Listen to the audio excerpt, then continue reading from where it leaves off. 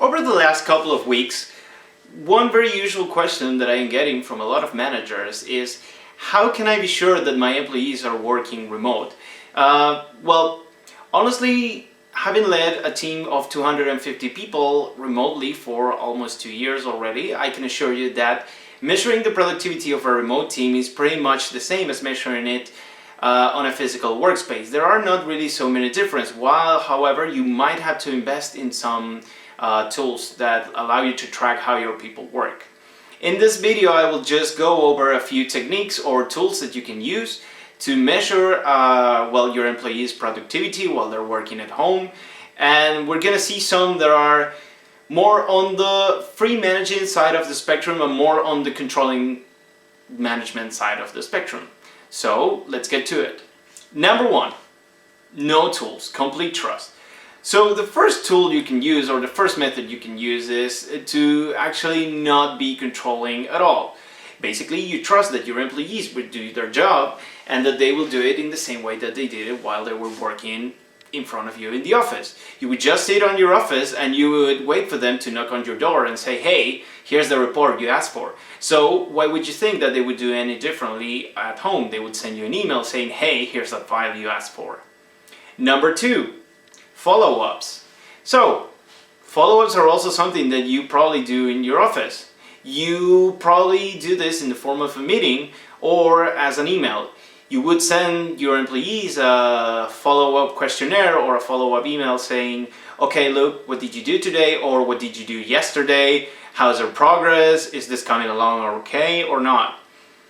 It doesn't need to be any change, and you can obviously use Skype, Slack, Zoom, or whatever conference call you want to do it. If you want to do a meeting actually, or if you just want to send an email, just keep using your emails as you always did. Number three, clocking tools. So clocking tools are something that also exists in a physical company. You know, pretty much everybody who works at an office has a little electronic badge, and they can use that to clock in and clock out at the end of their day.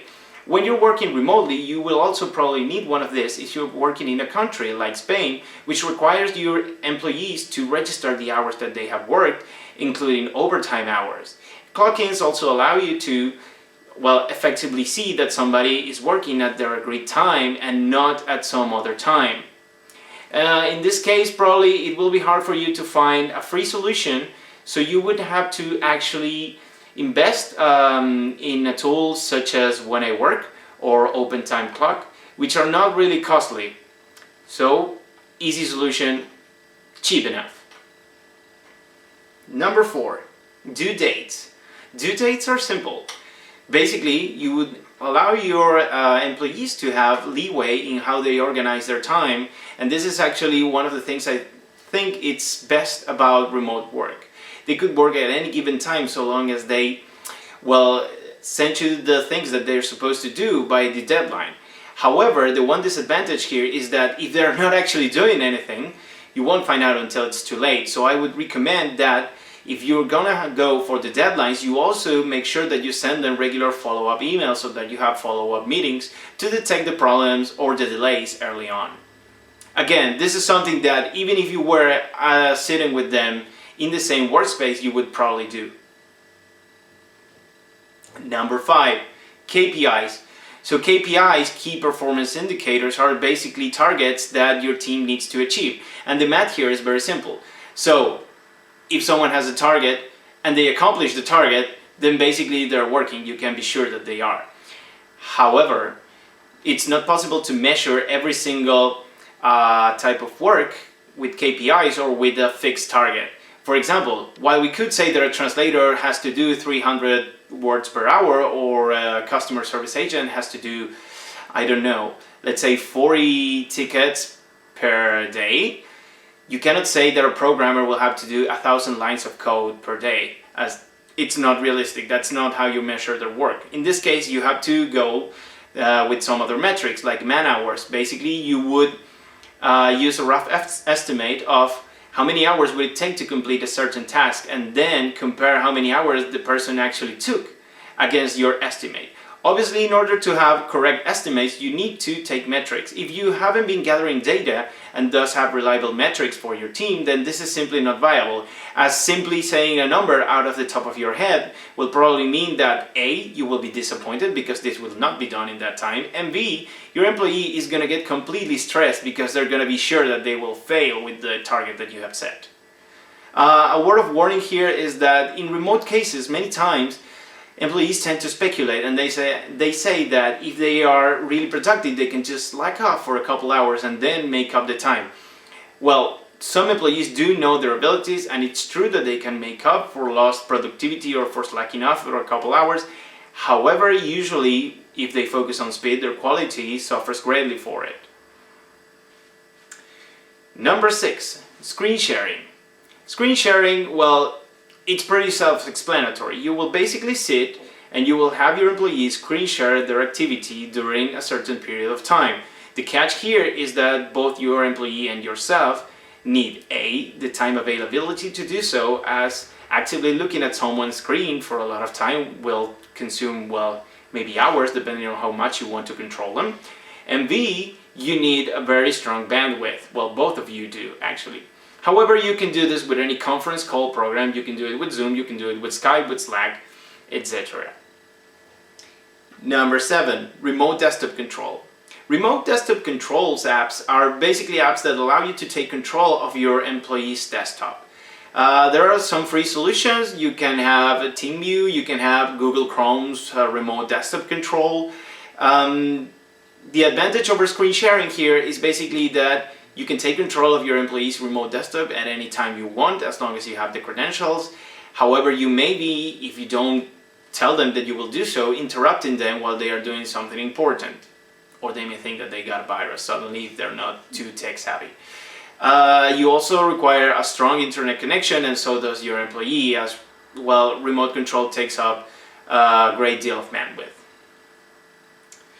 Number 8, employee monitoring apps. So employee monitoring apps are basically apps that allow you to see or to capture your employee's desktop or screen at any given point that you want to. For example, these apps allow you to program a screenshot to be taken every 10 minutes and then also to monitor that the computer is still active. If they detect inactivity for a certain period of time, they can send messages to the user asking if they are still working, if they are away from the computer or not. However, these apps tend to be pretty invasive of privacy, and many people are reluctant to use them.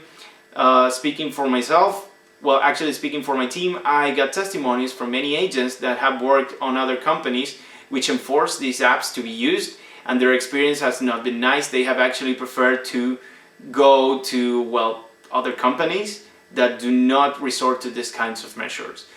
Also, these apps are never free. You will always have to pay for them. For example, Time Doctor, which is one of the most popular, costs about $10 per user. And finally, a word of warning, the screenshots that you take from your employee's desktop might have to be deleted soon, as per GDPR or maybe some other privacy rules and laws in your country. This might be a violation of privacy, and you will be liable to be sued if you keep this for a long time. Number 9, webcams. So the only real way that you can ensure even more than by seeing your employee's computer at any given time that they are working is to actually see your employee sitting in front of the computer.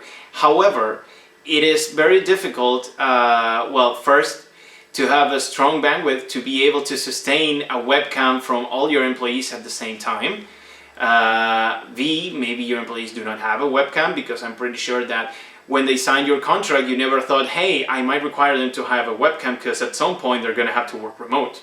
Or maybe you did. Maybe you were that advanced. So why are you watching this video? Finally, you also have to consider the legal implications of this, as this is, again, you asking them to let themselves be filmed in the privacy of their homes. And this is something that, again, probably was not considered in the contract that they signed when they started working for you.